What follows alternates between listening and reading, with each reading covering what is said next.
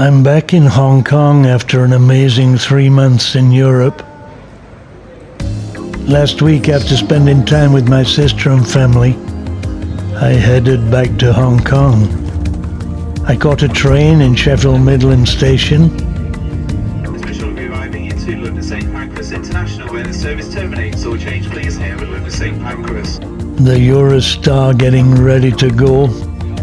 The good news being that Sheffield to St Pancras in London now only takes 2 hours. The majestic station so famous that when the British built a railway station in Bombay, it greatly resembled St Pancras. I then jumped on the London Tube, Piccadilly line, to Heathrow Airport. I'd booked a room in the Premier Inn as I needed to get a PSR COVID test before I could board the plane. Dropped my suitcase and decided it was time for a meal. A very nice meal it was too.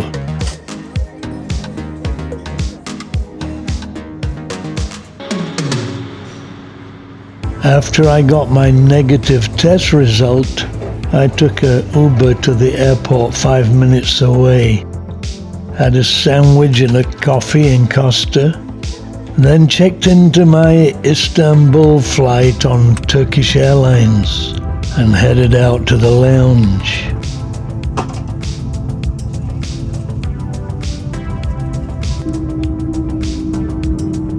In no time at all, we were taking off. I have to say, I was ready to come home. About to take off to go to Istanbul, 4-hour flight.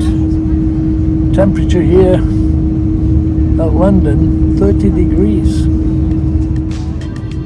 Had a chat to Laith, sitting next to me, who was from Iraq. Very interesting. He was headed to Iran. A nose camera now showing takeoff, so it's goodbye to beautiful England for another year. It has indeed been a very eventful trip.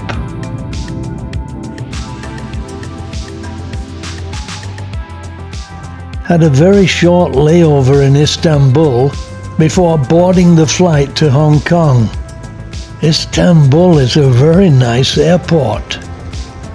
There was very strict checking before boarding the plane in Istanbul to make sure everyone was tested, that we had a quarantine hotel reservation and had been fully vaccinated.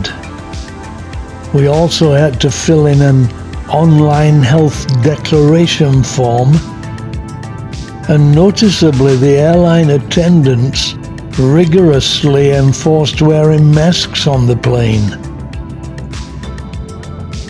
One of the problems of Hong Kong that makes it different to other places is that it's so densely populated. Everyone is in contact with literally thousands of people every day, something that does not happen in most places.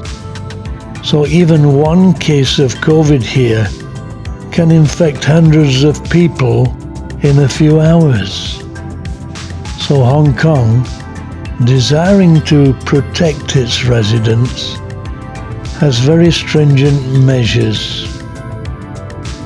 The good news for me is that 3 days before my return, it was announced that from the very day I was to leave to return, the quarantine would be reduced from 7 days to only 3 days.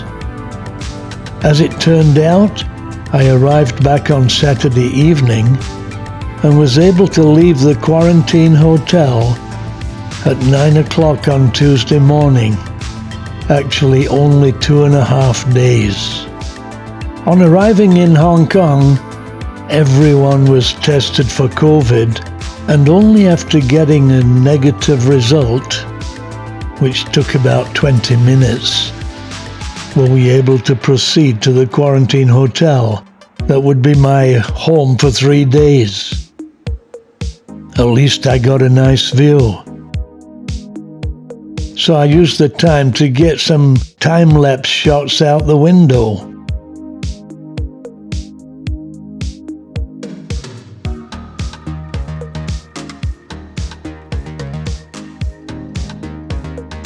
The actual airport was reflected on the building opposite. The hotel food was terrible and almost invariably cold. The cost of the hotel, $150 a night, certainly inflated from the usual price. Arriving home was great, and I quickly copied all the video files to my computer, ready to edit. To top it all, we've just had a typhoon that fortunately only lasted a day before it moved on. So as I write this, I enjoy a beautiful sunset. It has indeed been a very memorable 3 months that I'll never forget.